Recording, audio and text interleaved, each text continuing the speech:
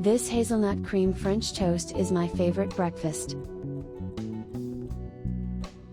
Spread hazelnut cream on a bread slices and put another bread on the top.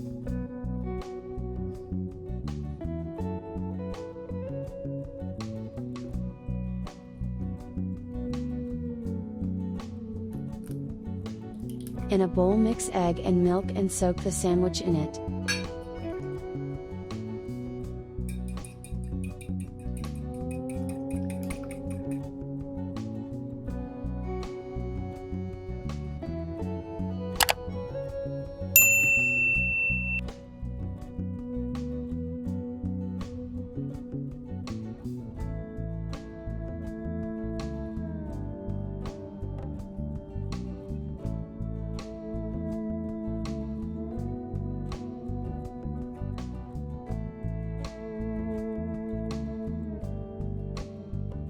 Heat a pan on the medium flame and melt butter.